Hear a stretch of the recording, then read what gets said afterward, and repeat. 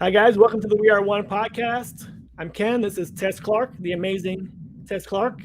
And we have a bunch of questions lined up for you today. Let me hit my intro, as Rob says. Tribute to Rob if he's out there. Hope you're feeling better.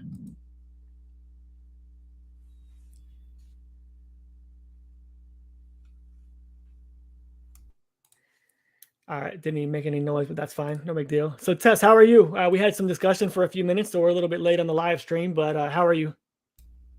I'm doing great. How are you doing? Thanks for having me back.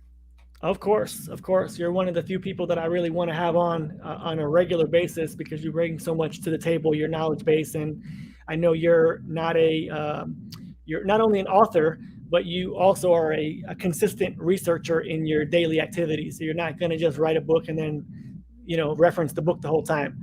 You like to stay on top of the things that are going on. So that's very much appreciated. Thank you. Well, let's jump right into it. We could talk about how wonderful you are all day long, but I want to get to some of the questions, if you don't mind. Let's go. Okay, so whose planet is this? Enlil or Enki's planet in your research?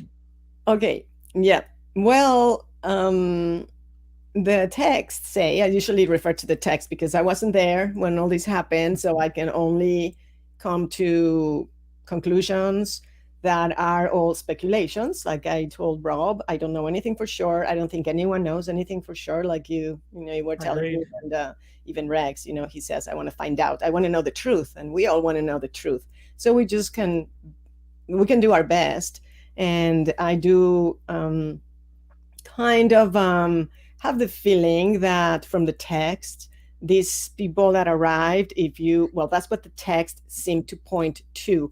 And history, there might be, I always talk about a timeline of the world, the creation of the world. That's what we have written. So I go by written text. And sometimes I talk about or written records. Sometimes I talk about what the oral traditions of different cultures talk about, as also like the Maori and the Mayan and the Aborigines of Australia. Different peoples that are not like the typical, the Chinese, the Mayan, the Greek, the Sumerian text. And it seems from that, of course, there was a lot of stuff happening before that. There must have been, because Earth has been here, if you believe that Earth exists as we were talking about the simulation, but Earth exists as an organism. Yes, whatever you want to talk about it, because we have to have a storyline, right? If we're here and we're living in this type of reality, there's a storyline. So if we consider that storyline, people have said different things, but only related to about the time of the Garden of Eden or the time of paradise. Before that, we don't know. There's no written record, so we can only speculate. And I'm sure there's a lot of things that have happened. So, and then we can divide the concepts of planet, the existence of the planet, and the existence of the world. Now, they mean different things. The world means the construct of mankind on the planet. So the planet is all nature that we can see, the trees, the mountains, the oceans, all natural phenomena. That's the planet, the animals, even humans and all the animals, everything, plants, everything that exists, all life. And the world is the division of this planet into nations, cities, creating all the technology, but especially the division of this planet amongst the people that rule, or they think they are the owners of the planet. And unfortunately, they do consider themselves the owners of the planet as per the text. Do you have to look at the text? That's what they say in the text. And even now, the people consider themselves higher and different, the rulers, and different than the rest of the people that look like them. And then we can talk about the RH negative, the ORH negative, and all that at some point. But so the text say the Enki is the ruler of this world, or it says that, because why is there so much confusion about whose world this is, who's good, who's bad? Why is there so much confusion? All I see is about 50-50. about Enki is the bad one and Enlil is the good one, or Enlil is the bad one, and well, that could be explained because when they arrived, well, the story goes that these people arrived and they spread out. They spread out, and maybe they were trying to survive, according to the text. They were trying to. Do you have a timeline of when you think that was? When well, that was? Yes, thank you. Well, that's what I was going to talk about, the world, the difference between the world and the planet. So the creation of the world, and that's what people get confused, as per the Bible and many other books, talk about 6,000, 7,000 years ago. And that sounds ridiculous if you're thinking the earth is not created 7,000 years ago. That's moronic. And there was probably other stuff happening before then. But it's the creation of the world as we know it. So the creation of the cities, the nations, the dividing of the planet as we know it.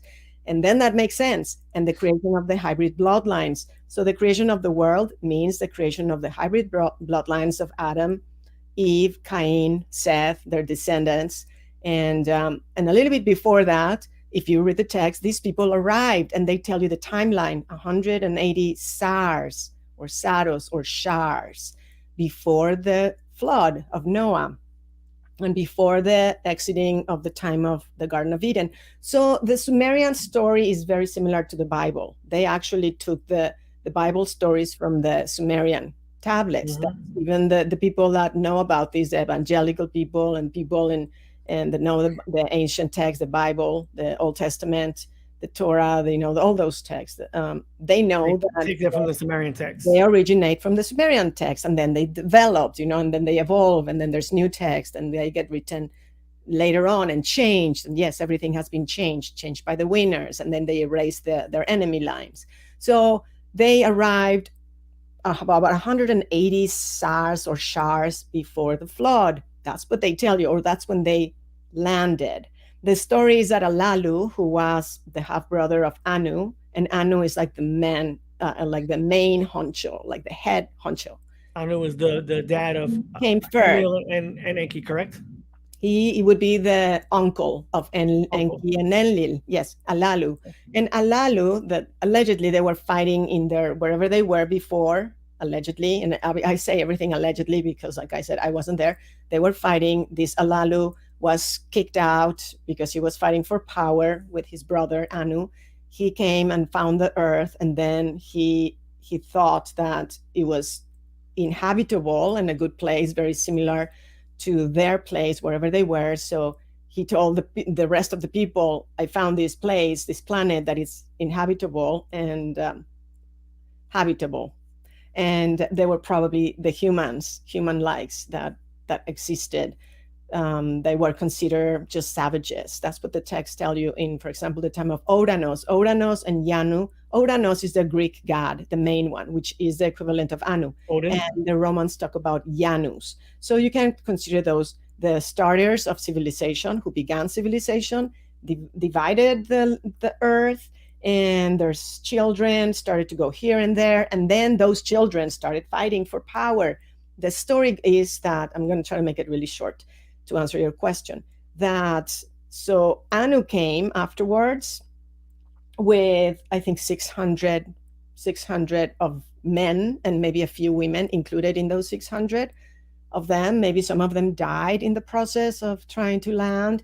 And Vilakovski talks about that. The text, not him. He mentioned the rabbinical sources that he read and used about this timeline said that giants arrived on Earth, and maybe he was talking about the Gigis or the Anunas, and when they landed, many of them died. So crushed by their structures. He probably says maybe that was some kind of flying device like saucer or some kind of technology that they had to arrive here. But many of them died. So the ones that survived were these people that we know of, and they made it. And they made it, they didn't die. And then they were fighting. So what happened is that just like now, and if you look at kingship, and even the king that is currently the king of England, and you follow the traditions, if you follow their traditions, they are exactly the same as the Sumerian traditions of kingship. and the same as the Egyptian traditions, the pharaohs, how it gets decided who the next king is going to be. And that was, as I don't know if you know this, but at the time of the pharaohs, the father would have different wives, well, partners, one main wife and their either concubines or their, what else do they call them? Well, in the case of Anu, he had two wives, Antu, and then the other one, which I can't remember the name, which is Antu would be, well, it doesn't matter the name. You can look at that's when I need to look at the genealogy so I don't make a mistake. But there's two females. One is half sister of Anu, his half sister, and the other is, I think, is Damkina. No, not Damkina. I can't remember her name. But the other is not his half sister. It's maybe cousin or just some other random woman that is a royal, but not related to him as his half sister. And then he had children with these two women, and then he had many children, but Enki and Enlil are the main ones, or the first, not the main, the first generation on this earth. Yeah, the firstborn to these women. So there's two wives, right? And one had the child first, who was Enki, but that was not his wife. And then he had with his half sister, I guess he was, I can't remember. He had Enlil, but Enlil was not the eldest. The eldest was Enki, but Enlil was younger. So the problem started there. That's, the whole system creates problems. And it's like Game of Thrones for the Annunaki. Is the same story. Every time you look at history of the kings and all of these, it's always the same story. They always are fighting for power. You can just watch the current show about Marie Antoinette, and you can see that happening between King Louis the 16th and his younger brother. They hate each other, and finally King Louis the 16th got decapitated together with Marie Antoinette because his family wanted power. His brother and everyone else around him wanted the power, and he was not letting them do their, what they wanted to do, because he was the king.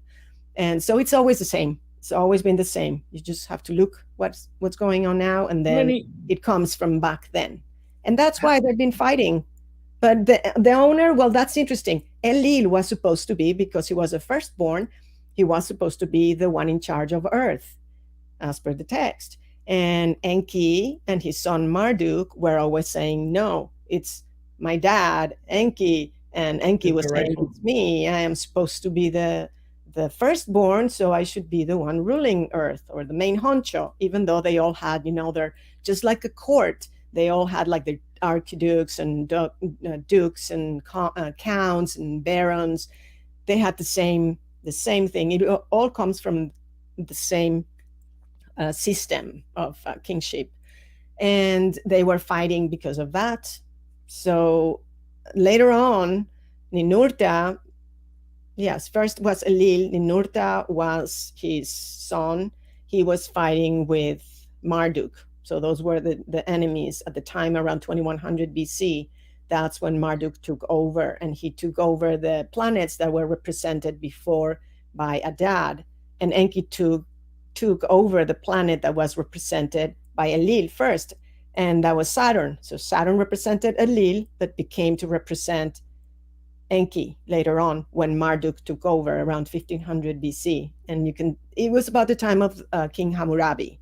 And that's how you know. That's how you know, because it's written in the stories.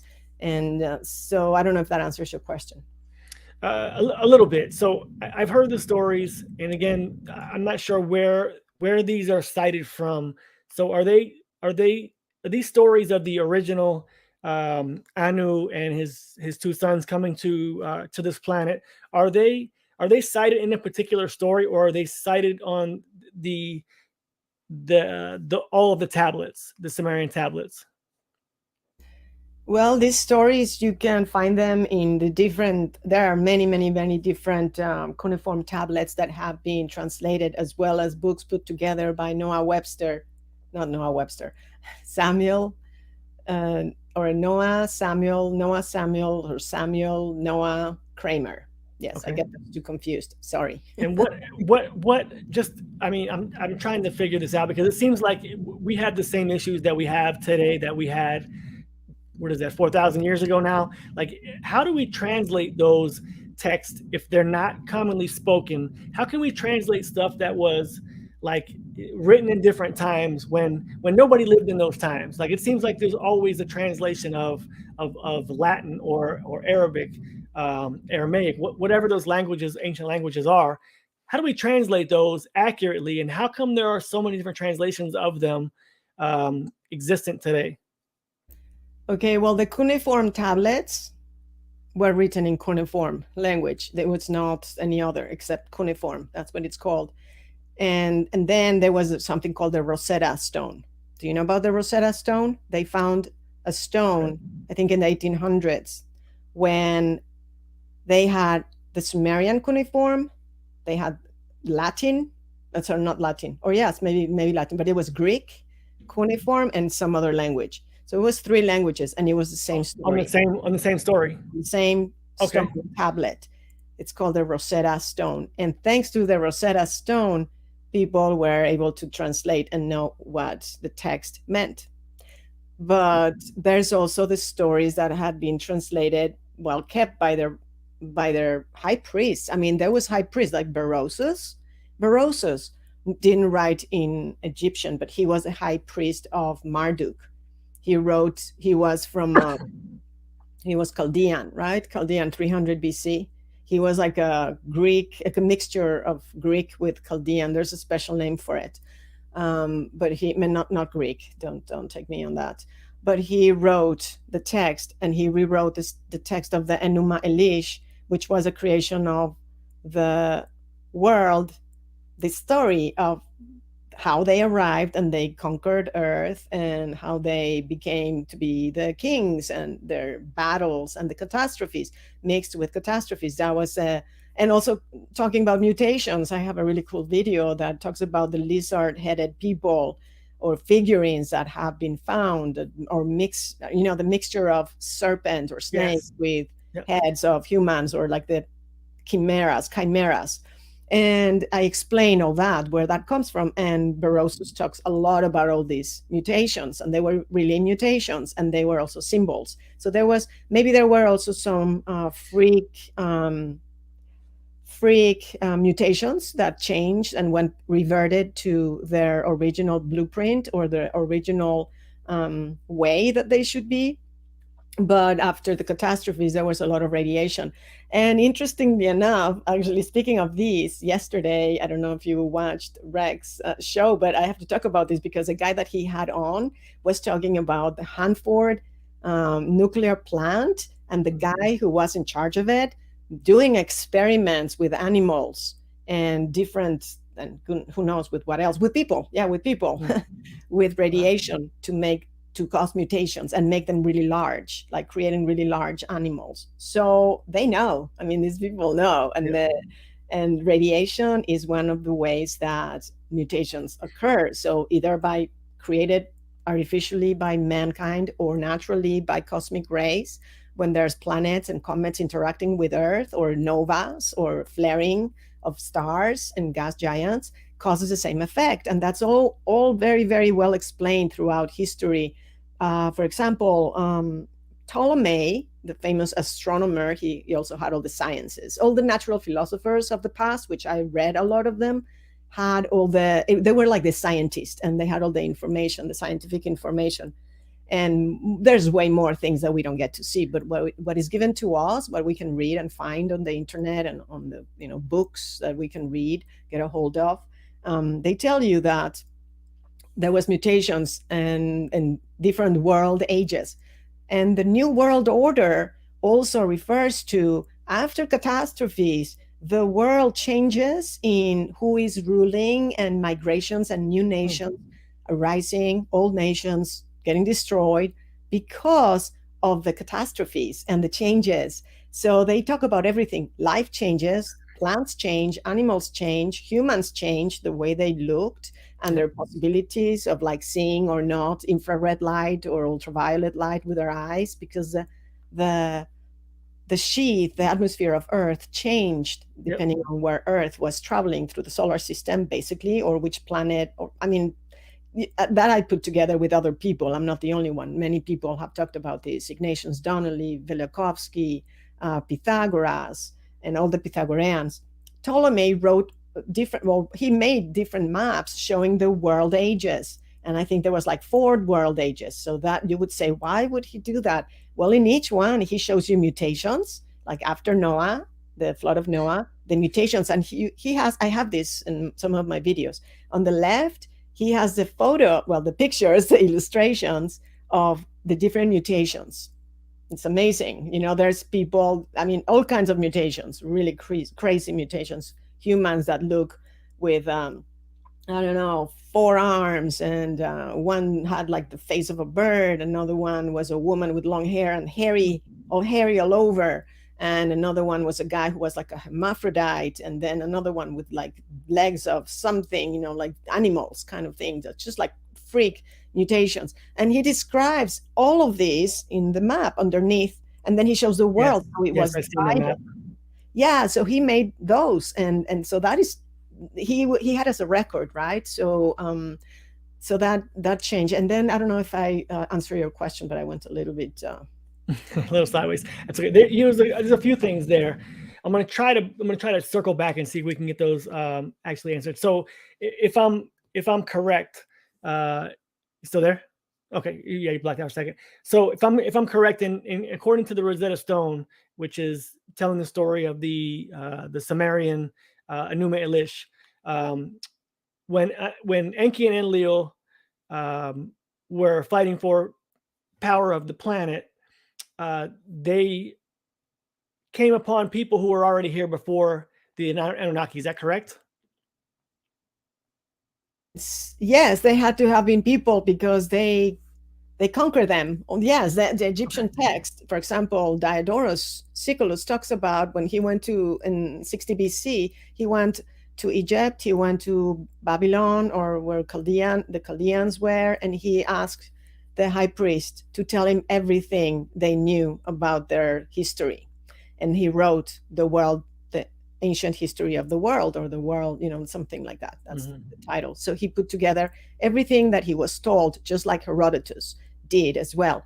And so he tells you specifically that all this information was given to him. So he did not just write it out of nowhere. He wrote it. Oh, and that's another guy who wrote it. He was from Sicily.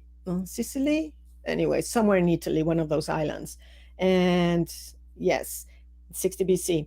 So he was putting together the information, and that's why there were many texts that were not the original text, but they had been passed down and written by other people that were trying to keep this information, because there were so many catastrophes that everything would, they didn't want this to get lost.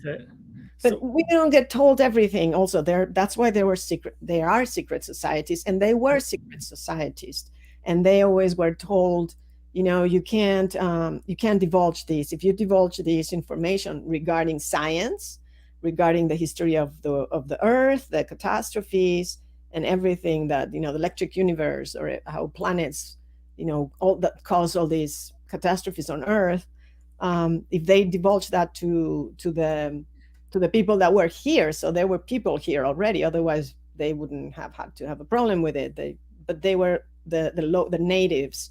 And the natives, yes, they were living freely. It tells you all the texts from all the historians. The ancients, or not the ancients, the natives were living free, and they call them like savages, like beasts, because they were doing their own thing. And then they got rounded up by like Uranos and the Sumerians. They got rounded up and into cities, world cities. So they were kind of like trapped in there, just like the smart cities now that they're planning. I mean, the cities are the same thing, but they were trapped in these cities, and they were forced to work. So again, that's when I say that's not very cool to do this to people. And yes, there's a lot of benefits. Well, there's some benefits to I guess civilization, but I think that civilization has caused more problems to the planet. I mean, look at the planet. It's all, I mean, I think, yeah, if you look at it, there's problems with with nature, it's not very happy. So I don't know if civilization would be the best thing for everyone, and technology, but it's just what it is. Yes, and there were people definitely here.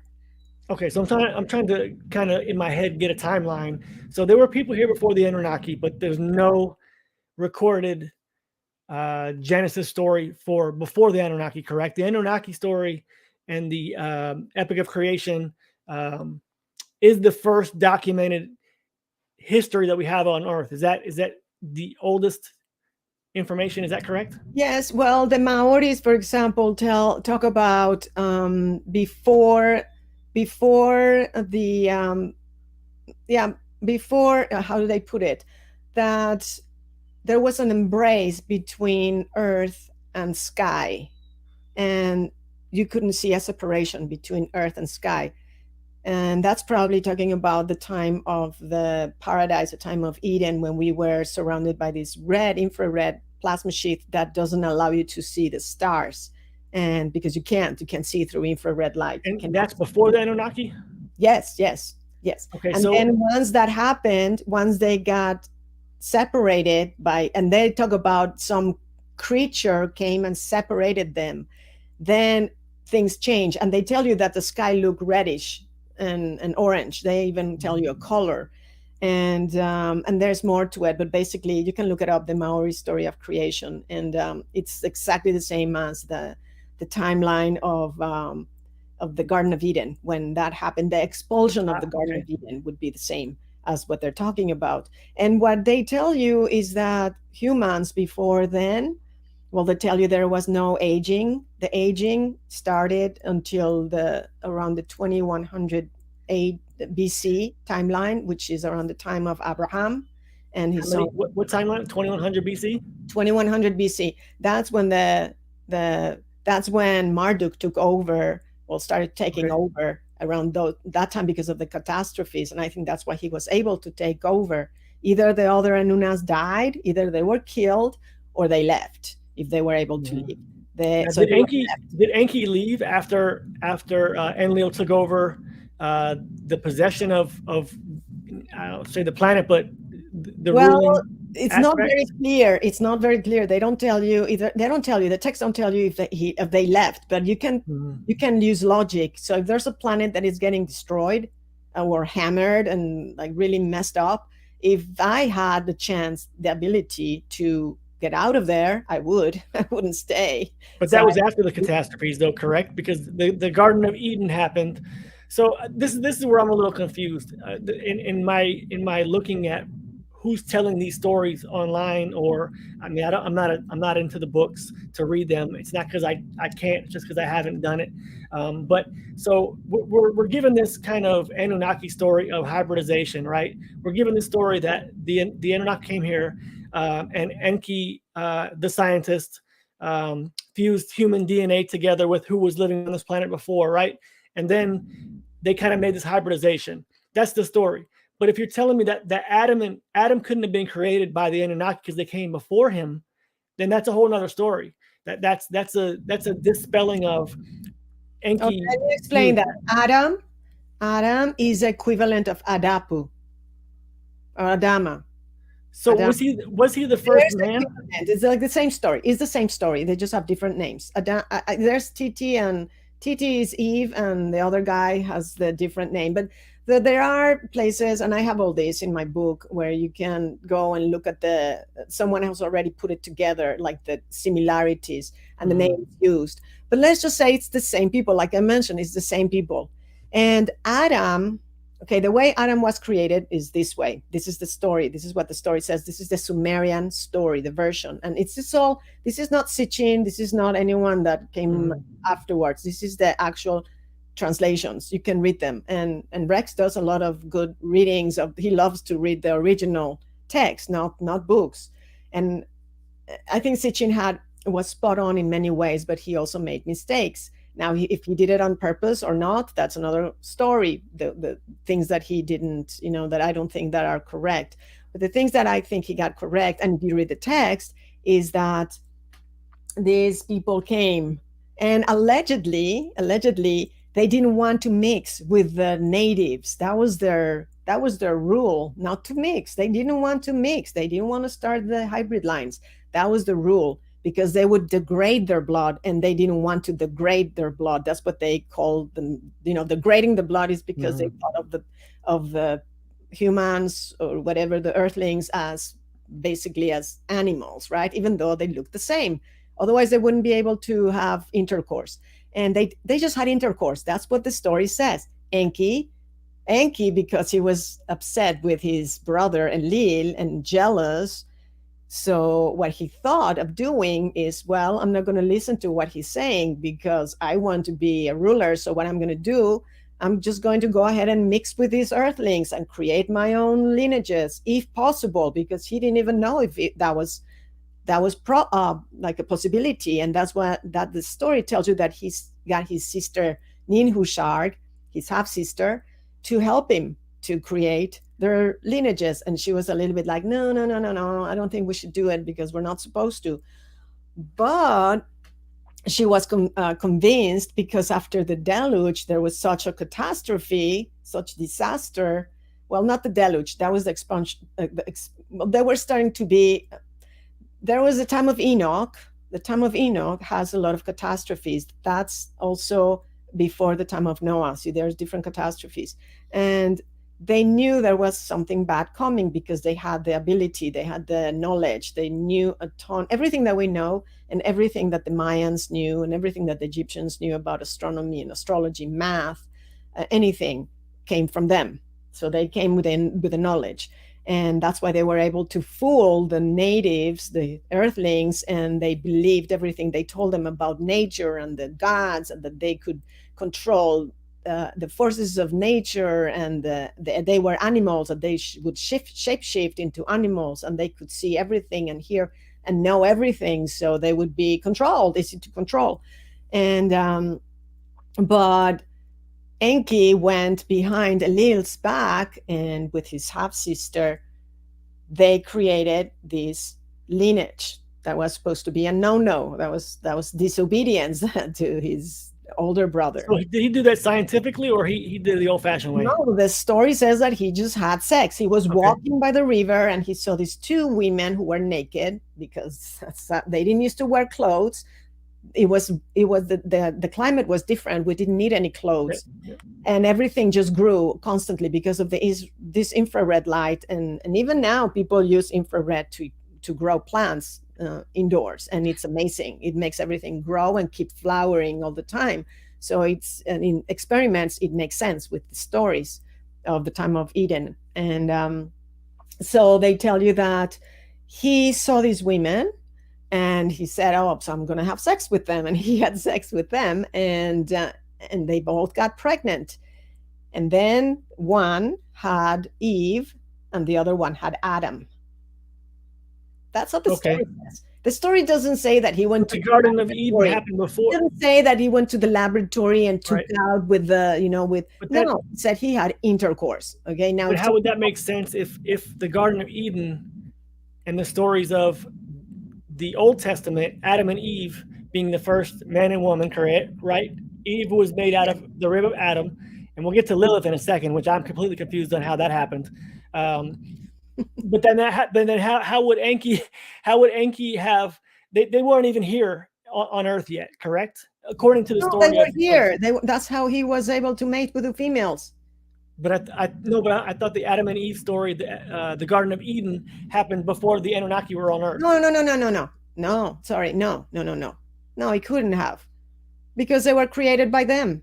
They couldn't exist before. Yeah, I thought we were saying that they. No, I'll have to rewind it and see how I missed that. But okay, so Enki. So here's Earth. Here's Earth. I'm going to tell it to you really quickly again. Here's Earth with the natives, earthlings, the women, the female and the males living their life freely. These people arrive trying to survive.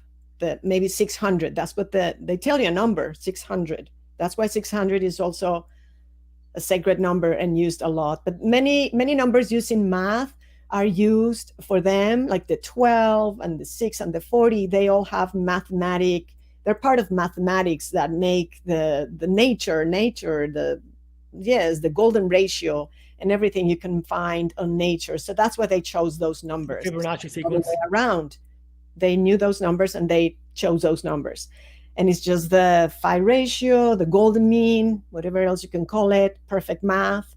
And so they landed. These people that landed, they were not mixing with the natives. Okay. They wanted to survive their, I don't know what their plans were, but if you read the text, it says that they were trying to leave, but they couldn't.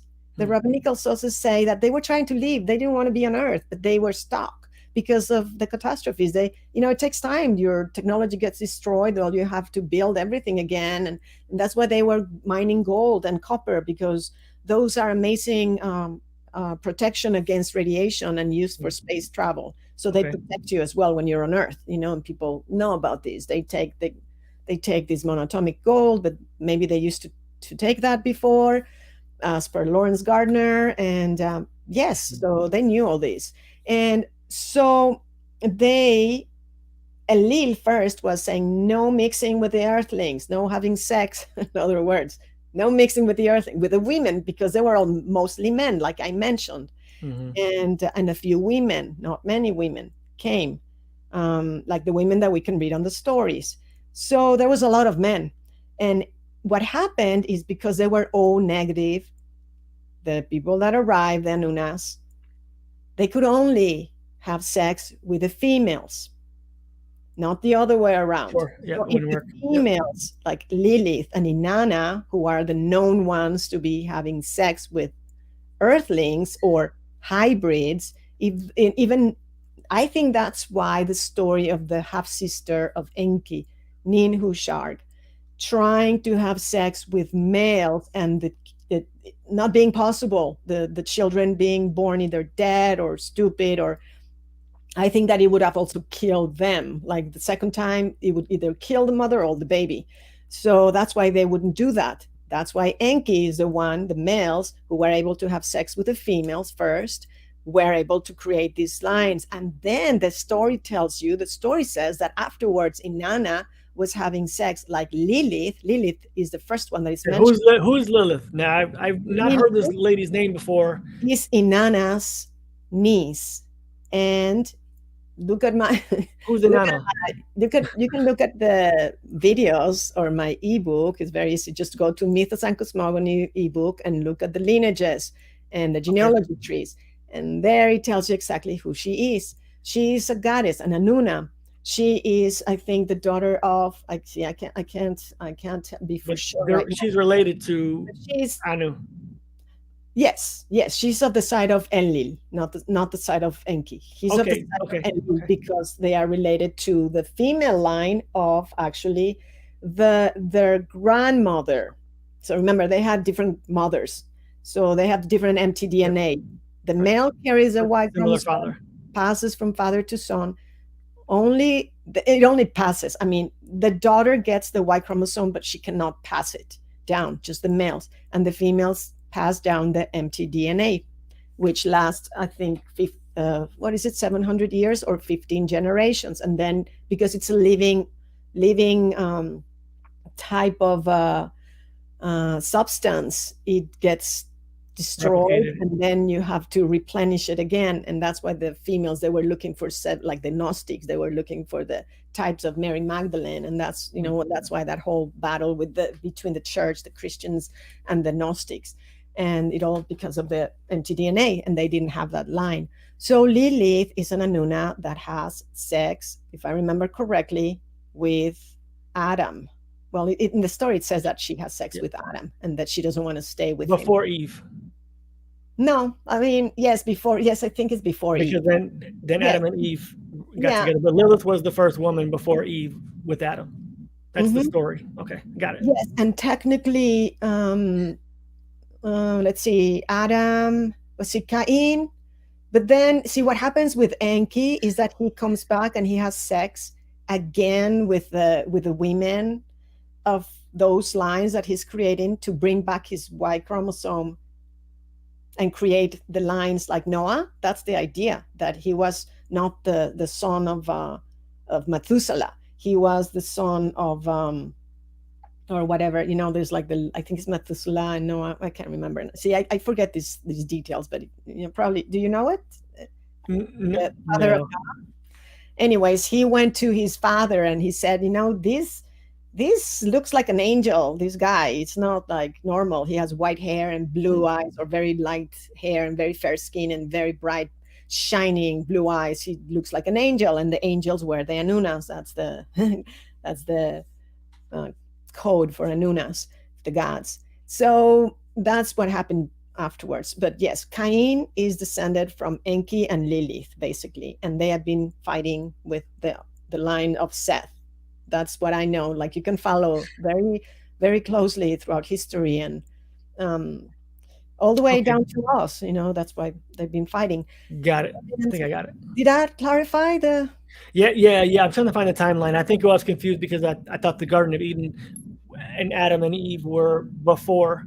No. See, why are there so many stories of Enki being the scientist and hybridization man? Where does that come from? Are you familiar with where that comes from? Of course, yes. In the Sumerian tablets, it was given, they kind of spread out their roles, and because Enlil was the head honcho and he was represented by Earth and number 7, that was his number, and the star with 7 points was Earth as well. When you look at the depictions of the different Annunas, they had a star that were representing them, and they look different, all of them, and they represent a different planet. Is that Jupiter or Saturn at number 7? No, that's not Saturn. 7 was the Earth. Saturn was represented by Enlil, and yes, you can look in my videos. It had like waves, and it had like 4 points and then waves in between, like wavy lines. That was Saturn. And then Enki was represented by Neptune originally, and his son Marduk didn't have a planet until nothing represented him until he took over. And then he took to be represented Jupiter. He represented Jupiter. He's the one that is known as Moloch, Marduk, Amun-Ra, or Re of Egypt, and his father Enki became to be represented by Saturn. So when people say the Saturn, worshiping Saturn and the black stone and the cube and the black cube and all of that and the Kaaba stone, it gets confusing because you think, well, who are they worshiping? Are they worshiping Enki or Enlil? Because they both represented Saturn at some point. Well, and then you hear about Nibiru, and where does Nibiru come into the picture? Well, Nibiru is planet that they're supposed to be on now. Question. The actual, and I have that also in my book, Mythos and Cosmogony, the actual description of what Nibiru was, according to the Chaldean astronomers, meant planet that crosses the orbit of Earth. That's what it means, Nibiru. And there were many Nibirus. For example, Jupiter was included as a red star. That there's a depictions, the descriptions of what Nibiru is. Jupiter was included as Nibiru. Mercury was included as Nibiru, probably Venus, and I don't remember if Mars. But basically, when you look at what Nibiru was, and then you go back to see what planets interacted with Earth as Earth came to be where it is now, as it was captured into the solar system, it was the same planets that the Greeks talk about. So it makes sense. Okay. So what about let's get into, if you don't mind, we can move on to the, well, actually, there's one more Annunaki question I have before I get to the bloodlines of the gods. The wristwatch that we see these Annunaki gods depicted with wristwatches. Do you have an inkling of what those watches are? Are they some kind of a GPS thing, or is it what is it? We know it's not a watch, right? I mean, they don't even tell time the way we do. Exactly. No, it's not a watch. Well, there are some hints on, let's see, where do I have these? I think it was the Greeks talk about a prayer oracles. Yes, the oracles, you've heard about the oracles of the Greek, right? They were actually places where people went to ask questions, and prayer means to ask. to ask a question. That's what prayer means. It doesn't mean, oh God, please listen to me. No, it was asking a question. And oracle means to hear from, the word means ear or to hear. And people would go and ask questions to the gods. And there were some descriptions as they had some kind of tripod that in the mythologies that it would be used as a communication device. And so I think they had some kind of communication device going on back then. And, one thing I want to say is that all the Nazca lines are, what's it called? Ferrometer. They're just like in radio, interferometers. They were used for communication. So just like your cell phone has this antenna, they had exactly the same shape. And the one who discovered this is he does many things. He had a degree in mathematics. He is cold fusion or cold plasma nuclear physics. His name is James McKinney, and he's amazing. He figured this out, the Nazca lines. So he was saying they were communicating probably with other star systems, with other planets. So if they had that, I'm sure they were able to communicate on the Earth. Now, I don't think it was. Now, interestingly enough, it looks like a flower, and it has a certain amount of petals, and that's what it looks like. And I don't think that makes a very good machine or equipment. It's kind of weird. It's like you would get confused with the pedals. It's like, oh, which pedal was I supposed to press? Right. That's kind of maybe. Well, that also symbolized the planet with its, just like the sun. You know how they have the sun with rays. I think that symbolized a planet. That's my opinion. But it could also be a flower or a planet. Now, flowers also symbolize the line of the Gnostics, like the lotus. The lotus, that was the line of the female line of, I think Antu, coming from Antu through Inanna and Lilith. Remember, they have the same mtDNA. So that, I think, is what it also means, like the roses. Well, as lineages became like David, the line of David was the white unicorn. So that's where the white unicorn comes from. Now, maybe there were unicorns at the same time, like I said, because of mutations, but not anymore. We don't see those anymore. But occasionally there's animals that are born with one horn. I don't know if you've heard about those cases. No. So, yeah. So it could have been, I don't know. That was an experiment. I don't know. But, or exposed to the radiation like this guy was doing. And one thing I wanted to say, I was going to say something about the question before, but let's keep going. It was about the Anunnaki. So the Anunnaki, obviously, if the tales are accurate, they were spacefarers and came down to Earth and inhabited and did X, Y, and Z. What's in the text, I guess, is going to explain that. But what kind of technology was documented in some of these texts? I mean, do you think? Because I'm going to go somewhere after this about World War II and things like that. Thank you for asking that. That's an amazing question. Well, I think that the technology that they had was something like lasers, and I think they had lenses, which is also, some people have talked about these. They could have easily melted sand and make giant lenses. Very energy weapons. Yeah, and then just direct light from whichever star or sun they had at the time. They would just, direct that light, just like they do lasers nowadays.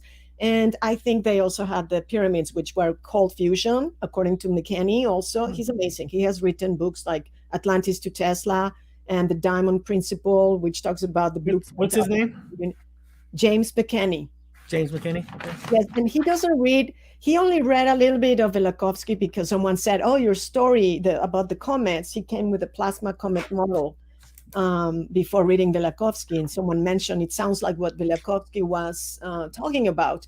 He read a little bit about Vilakovski, but he's not into reading ancient books except for this book that's famous. It's like the Bible. It's a Bible for the John of Arimathea. I think he put together this Bible, the Colbrin, the original Colbrin, not the fake copy. The The cauldron. Yes, he talks about that. He reads that, but he doesn't know anything about Noah Webster and all the other, like he hasn't read all the ages. When Dwarka sank, the Indian city of Krishna, that's when the time of iron, the age of iron started. That's when the time of the Bronze Age ended abruptly because of that. And that's why also the ages have started. The golden from the silver, the bronze, and the iron age. That was all catastrophes. And the human life, or the way that we looked, and the way that the kind of, well, telepathy could have been possible because we could see the aura. We could see the auras of people, and we could see different things that would give us a lot of information from plants. Information field. Yep. Yes. So to me, that was kind of like telepathy, but then we lost that ability. So life degraded, and that's what the Plato talks about. The kind of humans that existed were being degraded. Yeah, I was going to ask about Plato, and does that line up to the Plato and the Greek timelines where they've said Atlantis could not have been so well? The theory would be that they weren't that long ago, because they mentioned that the Greeks actually ended the Atlantean civilization, or they were together. Same timeline. Yeah, it's very specific. And Plato talks about Timaeus and Critias. That's his book. That's the name of the book, where Atlantis sinks or sank. That's the story. King Dardanus was living at that time, and King Dardanus was alive during the Bronze Age. So that's when the time of Atlantis, the sinking of Atlantis, was. Is there a mention of why it sank? Was it a catastrophe? Was it a solar flare? Was it a phoenix? Big flood that flooded the Mediterranean Sea, because they found the cities that were from the Bronze Age right at the bottom of the Black Sea, and they found bones of mammoth and all the animals that were allegedly existing during that last ice age. And the last ice age, I have to say really quickly, it's completely misunderstood. The way they tell us that the ice ages happen, that the whole ice comes down and covers the earth, the planet halfway, and then it goes back up, that's not the way it has happened.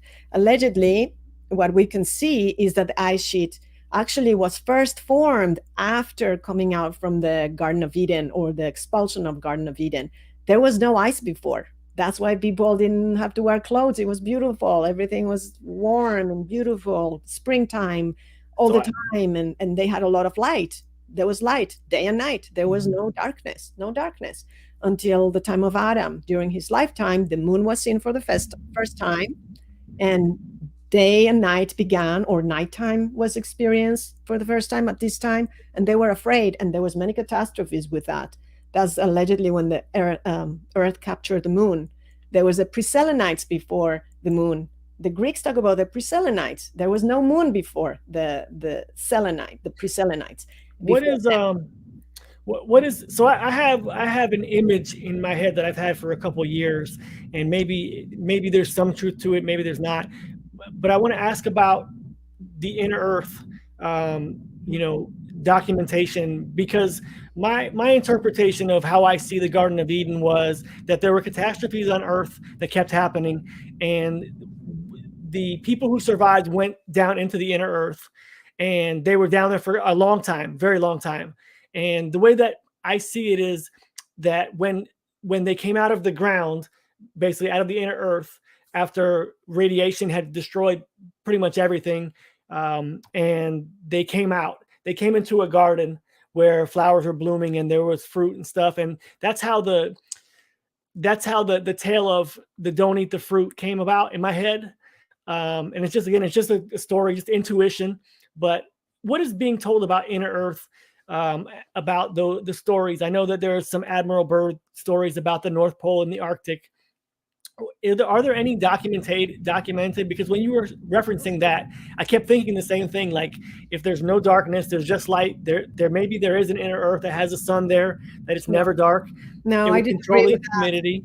No, that's a distortion. That's a distortion. And I have a video that talks about inner Earth, about everything that you're asking. I touched upon that, and how the distortions, where people have taken the information and then distorted the information. And there is indeed been maps showing the North Pole with 4 land masses. And this was about, 1500s, I believe, or 1600s, there was these maps, and there's a name to the map. I can't remember. It's called the Urbano Monty, I think it's called.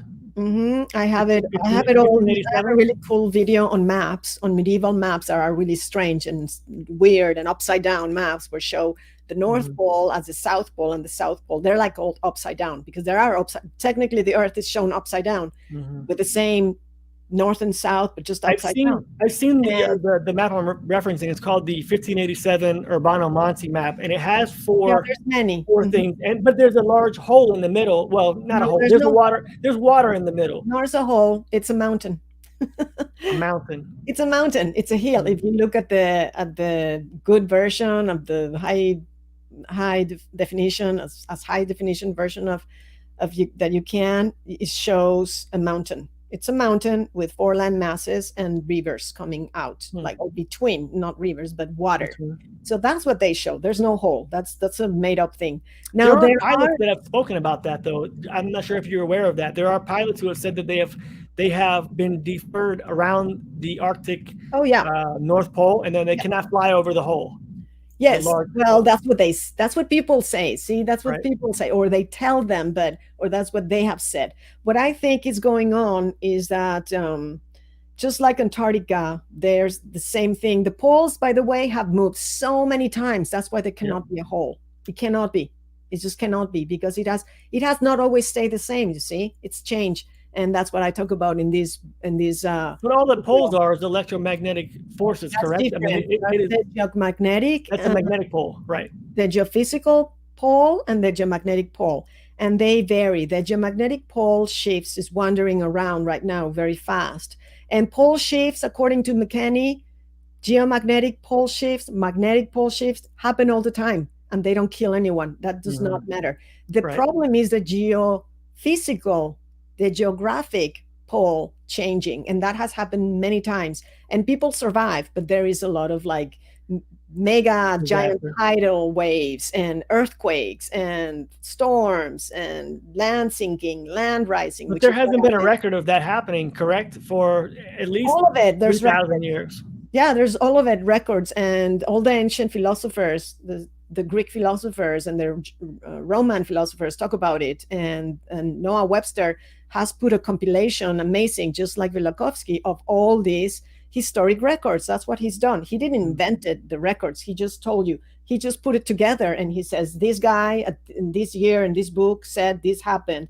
This other guy saw this happening. This other guy, and they were all natural philosophers or historians or chromatograpers, and it's very detailed. So, and we never hear about those stories, never, no one. But the books are there. If you look, and the information is there. So I think what hollow earth is cavities of old volcanoes or cold volcanoes that are there and just holes, like underground spaces that can be habitable, and you can go in there. And there are also cities that are built underground to survive during catastrophes and during radiation.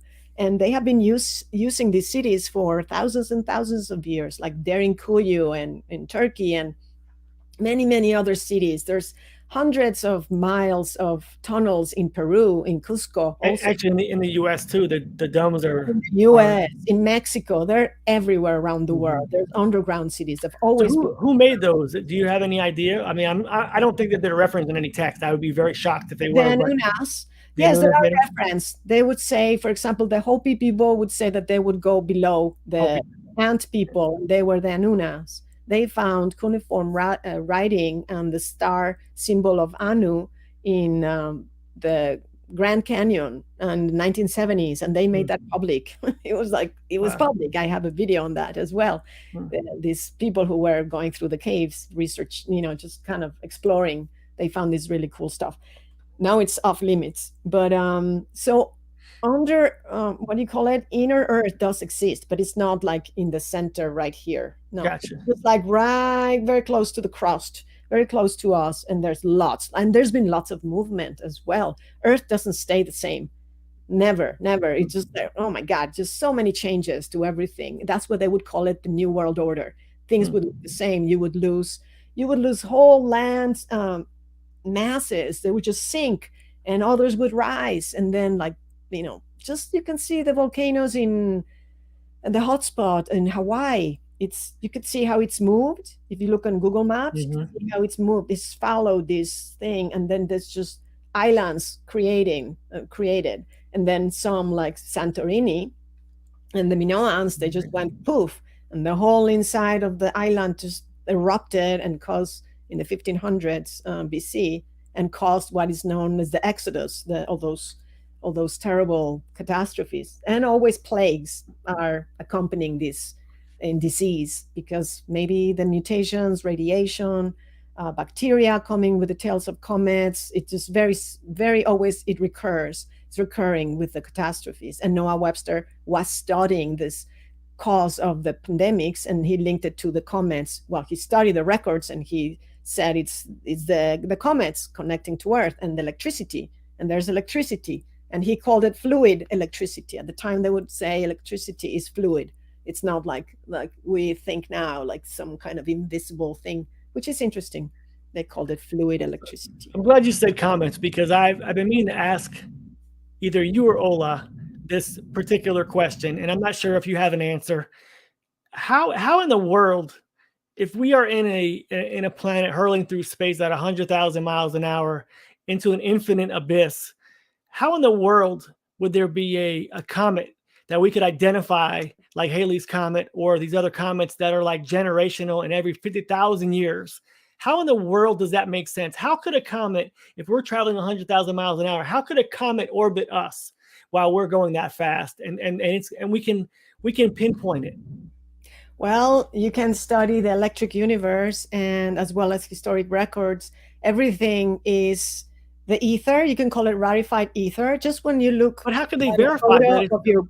If you look at a photo of your brain and the neurons and the way the neurons are connected in your brain, space is the same. Everything is interconnected. It's not an abyss. There's no abyss. It's like a matrix of ether. The ancients call it ether, and there's different types of ether according to some.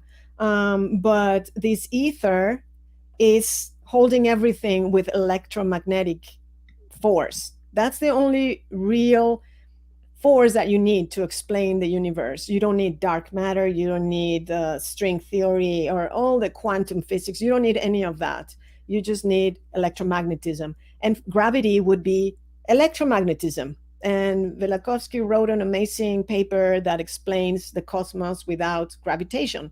Cosmos without gravitation, and it's all electromagnetism. It's the same principle. So everything is interconnected, and because everything is interconnected, there's plasma filaments. That's what the electric universe people call it, plasma filaments, which are just like your neurons connecting. So as below as above, as you can see in your brain, it's the same thing. Everything is attached. Everything is attached. Even if you can't see it, it doesn't mean there's this empty space. Everything is electricity. We have a biofield that is measurable. The chakras in our body. At the biofields is the same thing that planets have. And I've been talking about in my articles that we are just like planets and stars. Everything is like a planet and star. Everything that is living alive has a biofield, which is called the aura, known as the aura. And these are just like our blood cells, and that's what this stuff is causing a lot of problem, or whatever is going into our bodies. It's making the blood cells stick to each other because they're losing their electrical charge. They usually are repelling, just like stars and planets. They have a shield that you can see, the plasma sheath, the force field or whatever, the plasma sheath, the aura, and they will never touch. That's nature. That's what it does. But they, just like planets, they have an attraction from the distance, from far away. Why? Because the front, just like a planet and a comet is the same thing, and an asteroid. It's just depending on the orbit and if it's on glow mode. But do comets orbit? Because yes, let me tell you the difference. I'll tell you. How could they possibly identify a comet from 50,000 years ago? Let me explain to you. They happen all the time. There are more rogue planets in the universe than stars. That means that they are everywhere and they're being captured. Okay, so I'm going to explain to you really quickly. I mean, this took me years to learn, but I'll try to explain it really quickly. So a planet, a comet, a celestial object, everything, just like a human, a cell, everything has a sheath. You can call it the aura, the plasma sheath. Okay, that is positively charged around, has a positive charge. Okay, the tail of the comet has a negative charge because there are dipoles. Dipoles means that they have two poles with negative and positive. That's what it means. They act like dipoles. Everything is the same, acts the same way. Everything, the atoms, from the atoms to the galaxies. Galaxies are the same thing. So this negative tail captures and attracts other planets, okay? And that's how the sun captures planets and stars. That's how the sun with Jupiter, which were a binary, captured all the gas giants together with Earth and Mercury, not Mercury. Mercury could have been orbiting between Jupiter and the sun. And in the electric universe, what I've learned also with Russell, Walter Russell, and there's some cool people that also invented the saucer. Oh God, his name is Schauberger, Victor Schauberger. They all explain the vortex, the power of the vortex, how everything is a vortex. In this sheath, there's also a vortex going this way and that way. And it's, or is it this way? I don't remember. It's probably this way, going out towards like that, getting bigger. Yes, so this is the sun, and it has the tail and the vortex. It's going that way, just like a vortex. And they are concentric currents called Birkeland currents. They're counter-rotating, just like your cable. Imagine you cut a cable, like for cable TV or a cable, and you see the different sheets going one way and the other. And that would be the way that these currents are. So they go in circles, and that's why you have all the petroglyphs going in concentric circles, many petroglyphs, because they could see that in the planets and in the star and in the atmosphere many times when it was very highly electrified. Electrification, that's what causes it, goes on glow mode. So when a planet, okay, so the sun is positively charged, and the sun is also a star of the Pleiades, by the way. This is what the information that I have found is also orbiting. That's why it's so important, the Seven Sisters and the Pleiades and being part of them. And Alcyone would be the star that our sun orbits. So it's following that way in another vortex. Everything is a vortex, everything. So our sun orbits another sun? Oh yeah, our sun is following, and it's following. It's not going around this way. That's wrong. That's not correct. This is the way it goes. The sun would be spiraling. Everything spirals. Everything. And the Mayas knew this. Everything, all energy spirals. Everything. But where is this comet coming from that we only see 50,000 years? That's not true. 50,000. Forget about that. That's BS. That's the story. I don't believe the story. I'm just saying, like, how can that make sense? That cannot make sense. Okay, I'm going to tell you identify something. Okay, I'm going to tell you. Years ago. There's a lot of controlled information, control of position to confuse people. And this whole thing with, I'm sorry, I'm going to get probably attacked by many. I don't care. No, it's okay. I'll be right there with you. Go ahead. What I found is that the phoenix, there's no phoenix. No phoenix. That was a concocted, and that it repeats every certain time, and that we are flat, living in a thing. That was all concocted by this person. I never found any of these, and I read many. What person are you referencing, just to be clear? Or initials? Say name. I don't think we should name, but what's about the phoenix? People know who talks about the phoenix. Okay, I know who you're talking about. Okay, I got you. Okay. The one that is going to come and save everyone in 2040, which is total BS. No one has ever known of any date that anything is going to save anything and anyone. That's totally concocted. Okay. I don't think he's saying he's going to save. It's going to be an event. That's not true. That's not true. That's what he says. That's what he says. He says there'll be an event in 2040, and the phoenix will reveal itself. But it could be. Yeah, well, I don't. He can say whatever. Whatever. I'm just telling you. I've never found any of these, and also giving people. It's like prophets. Prophets always come up throughout history before catastrophes, and they promise salvation. They promise that this is going to happen, and people are going to be saved, and it's all been lies. Lie after lie after lie, just to get people, followers, and people just suckered into that this is going to happen. And that's what I read. I did never read anything that was true that came up. That's what these people would say, but it was all for religions, for each god, just trying to get as many followers as they could to convert and to pray and to obey them. That's the truth. That's what you can find in the text. And also what I have to say is that, so everything is capturing everything all the time. The sun could be captured by another bigger star and get sapped. And what happens is, because we have the negative tail captures the positive sheath of planets and celestial objects, which are electrically charged. Everything has a charge. So they pull, they capture, they want to bring it, just like a magnet. You're putting a bigger magnet on a smaller piece of metal, it wants to pull it. Same thing. It's very simple. The whole physics of it is quite simple. But then it has a negative tail, right? Everything has a tail, and everything is just the way that it's discharging. The solar capacitor. The sun is like a capacitor, which means it's just like a battery. So the sun has a tail? Yes, and it's been photographed by Ibex. It does have a tail. Just everything has a tail. Every galaxy, stars, the sun, planets, they all have a tail. Everything, even the rockets, everything you put through any kind of current will discharge a tail, and you could see the spirals, all these spirals and cool. Like, what do you think of the 4-letter space organization that we get all of our images from? There's no photos, there's only images. They take photos, but they change their colors. They add colors because they take them in black and white, and they put their colors according to what the parameters that they decide. So that is lame. That is lame. But you can see with your eyes a lot of things. So with a telescope or with filters. Well, so here's the other. I bought a telescope, and I'm trying to disprove some of this stuff. And all I see when I look at through a telescope is oscillating lights. I mean, even Venus. Well, you need a better quality telescope. Well, I mean, I disagree. I think that the eye should be able to disseminate if it's 100x, and this is a very, very bright star that is showing, and everything that I look at except for the moon is oscillating.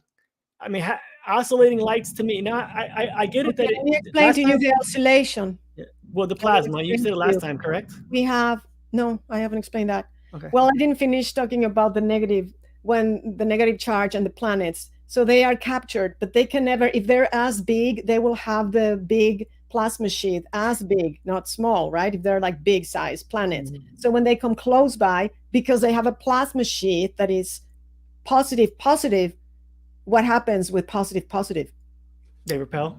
It repels, exactly. It can't crash, never. That's BS. That's BS. The only thing that can come in is stuff from the tail of this comet that sometimes has looked like the Ouroboros, the snake eating its tail. That's because the tail of the planet connects with the planet, and it makes like a circle. That's what they have, that symbol.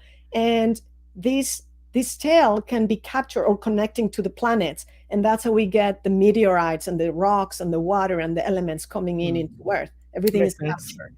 So anyways, I just wanted to finish saying that. So that crashing and exploding, no, it doesn't happen. It doesn't happen that way, because if you do experiments on the lab that you can do yourself, and the people have been doing, that does not happen. It's just the way that electricity works. Just like you said, the parameters. Now, going back to the scintillating, well, people have seen these planets before and comets coming very close by, and then when you see one coming close by, then maybe you'll change your mind, but they're too far away. Right now, they're being far away. We haven't seen these planets come this close by.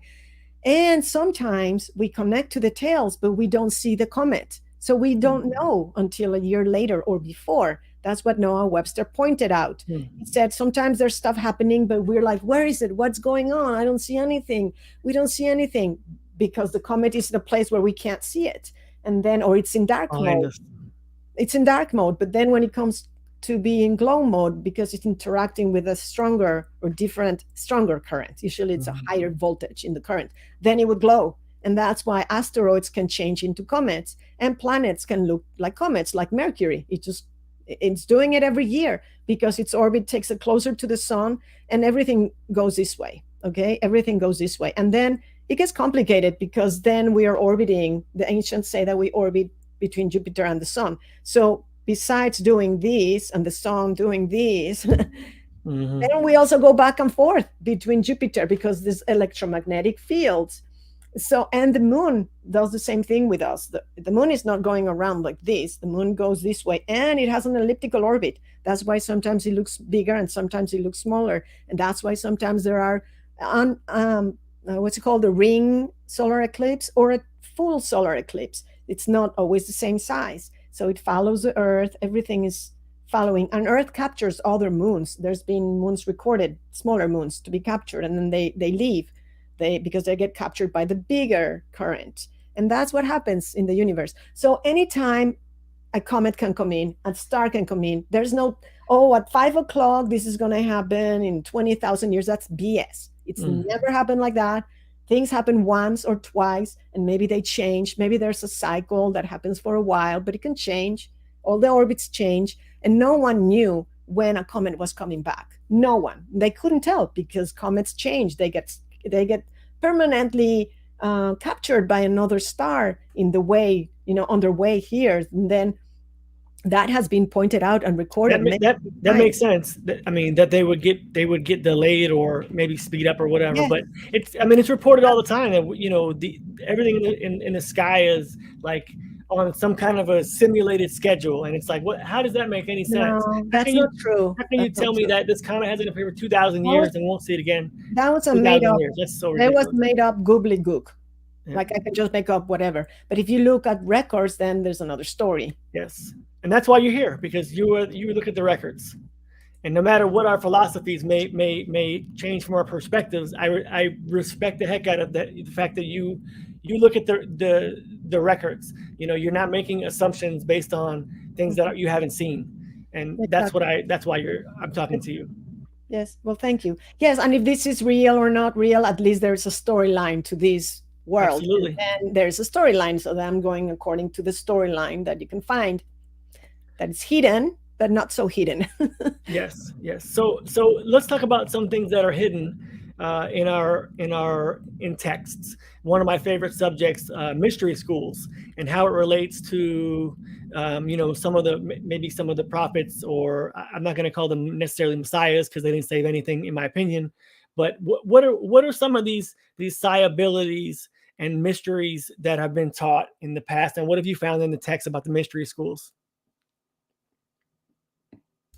Yeah, it's when you read, for example, when I was trying to decipher the god Janus and the mythos of the mythologies and myths of the first planets representing gods or human-like people or rulers, I came across the oh gosh, what is this? Well, it's an Egyptian secret school of I can't remember his name right now, but he's basically the same as the ether, and he was like the egg of creation. He was representing the egg of creation, and all the secret schools basically were telling the story, were compiling the story of the Earth being captured, or the new place it took, this story of what happened to Earth since the time that these people were here or were able to record what they were experiencing. So they put that together as the form of myth, but myths became to be encoded, of course, because they don't make sense, right? They sound like people eating its children, like Saturn or Kronos eating his children, and what is that? And then there's just weird stories like unicorns or Pegasus being created when Neptune and Medusa mated. They created the Pegasus, and you're thinking, what the heck does that mean? Well, Neptune, for example, was the planet that came close to Venus, who was Medusa. They became like a serpentine, crazy with serpentine, plasma rays and the tails of a comet, but all over, so she looked like Medusa, the way that Medusa is portrayed. It was Venus, just on glow mode interacting with Neptune. And these interactions created things that look like a Pegasus, a horse with wings.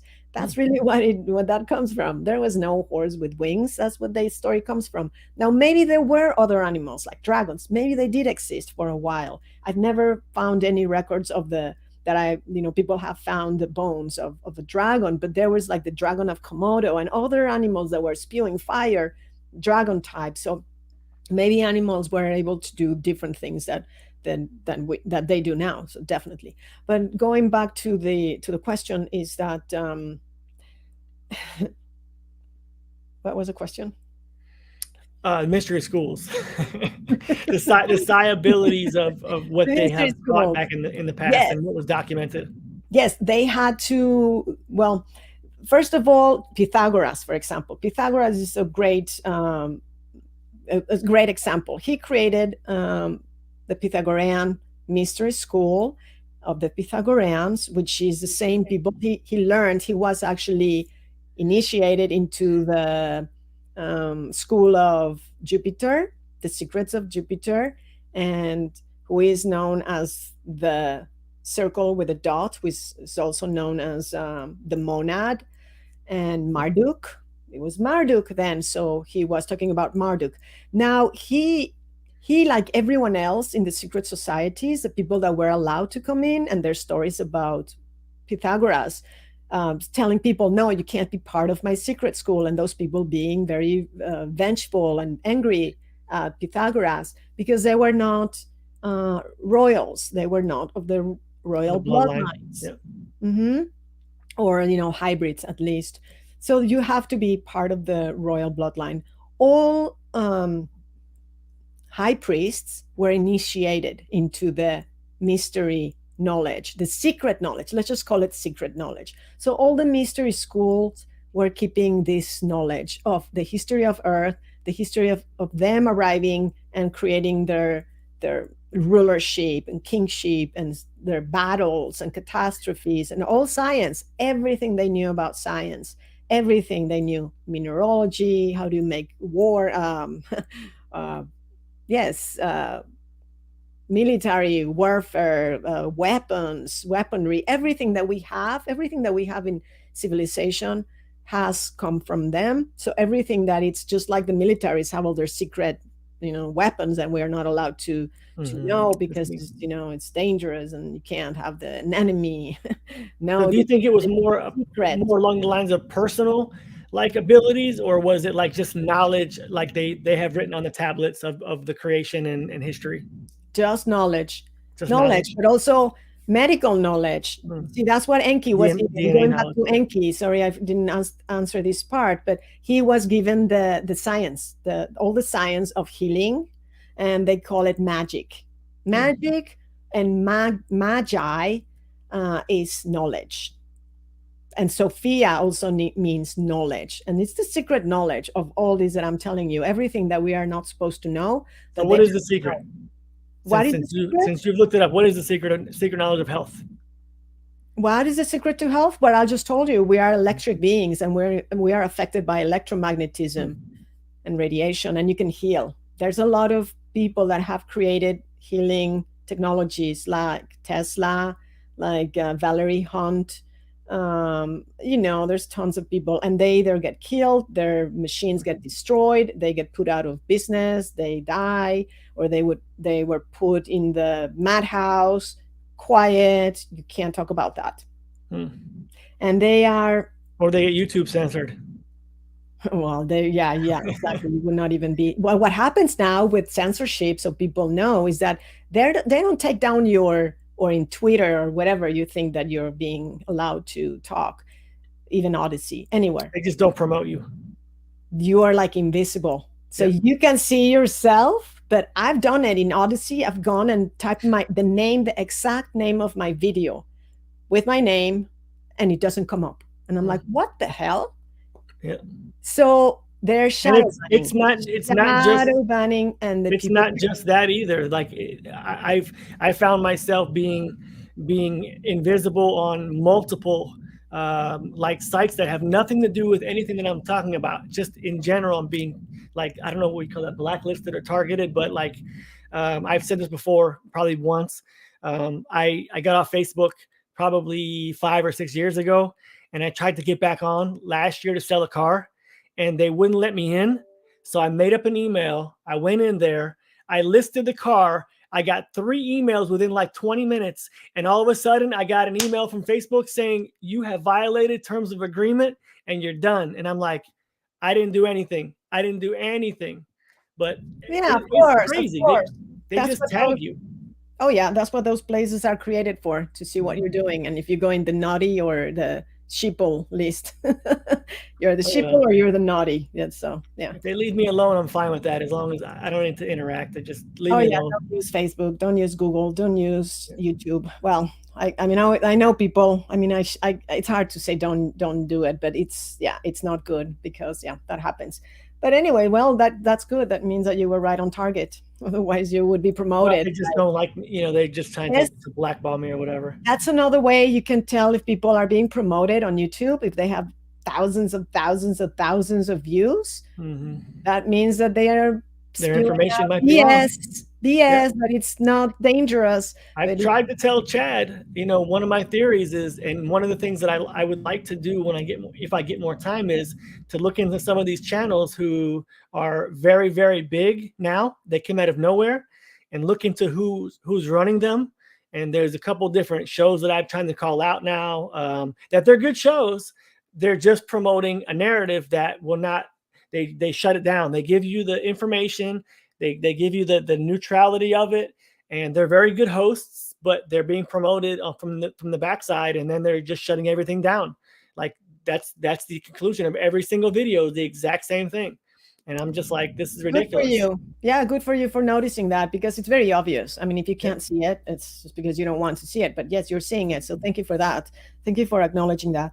And even Rex, I mean, I don't want to talk about Rex too much, but he's really cool. But he was like, I don't understand why people are not, I don't have the views. I used to have millions, thousands, millions of views before, and now they're afraid. They're afraid of him. They're afraid of the information.